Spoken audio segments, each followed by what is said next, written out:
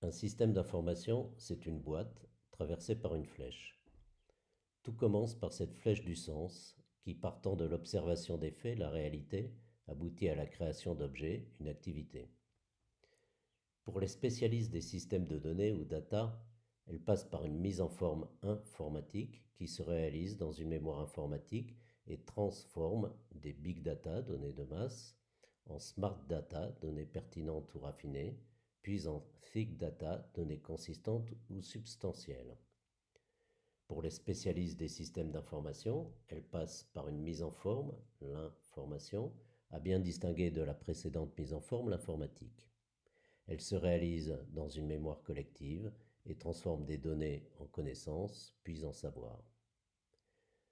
Cette représentation schématique du fonctionnement de la mémoire, c'est tout l'enseignement de l'épistémé d'Aristote, dont je crois utile de reconnaître l'immense portée. Celle-ci va en effet bien au-delà du simple fonctionnement de notre mémoire individuelle, la fonction cognitive explicite dont traite la logique d'Aristote, transformant des données en connaissances puis en savoir. Une telle représentation de la connaissance à l'œuvre dans nos mémoires explicites peut en effet nous aider à concevoir sur le même modèle, qui est aussi celui du fonctionnement naturel de nos mémoires implicites, de véritables systèmes d'information adaptés aussi bien au traitement des datas, l'implicite, qu'à celui des connaissances et du savoir, l'explicite.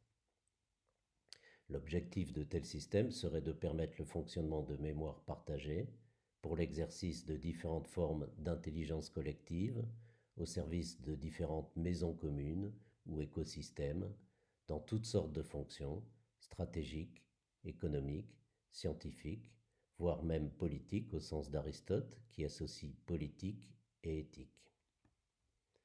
Cette épistémée aristotélicienne puise toute sa force dans sa vertu première, l'intelligence.